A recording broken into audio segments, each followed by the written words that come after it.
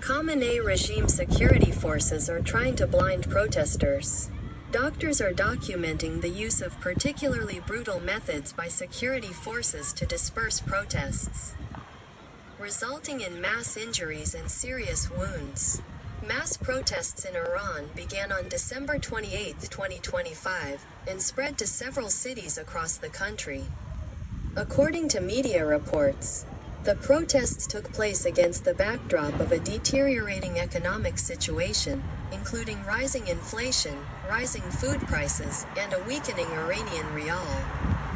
The first protests were recorded among shopkeepers and bazaar vendors, after which the protests spread to universities, where students joined the demonstrations.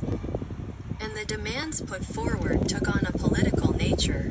During the dispersal of protests, Iranian security forces are deliberately shooting demonstrators in the head and eyes to deprive them of their vision. This was reported by the British newspaper The Guardian, citing doctors in Tehran.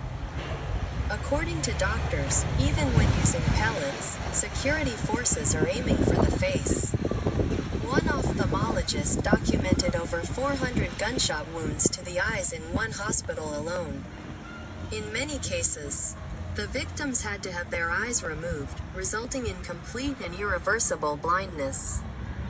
3 more doctors told the publication that the nature of the wounds indicates a systematic tactic similar to that used during the Woman, Life, Freedom protests in 2022. Back then, widespread eye and head injuries were also recorded among demonstrators. Doctors describe a critical situation in hospitals. Wards are overcrowded, there is a shortage of blood and medical supplies, and care is often provided on the floor or outside in the cold. After the nationwide internet shutdown on January 8, doctors say the number of seriously injured people has increased sharply. The work of medical staff is complicated by a lack of communication and regular raids by security forces.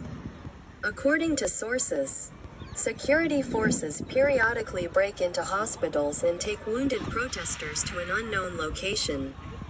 A representative of the US-based Center for Human Rights, Abdurrahman Boramand, reported that security forces are shooting not only at the eyes but also at the genitals, seeking to inflict maximum injury.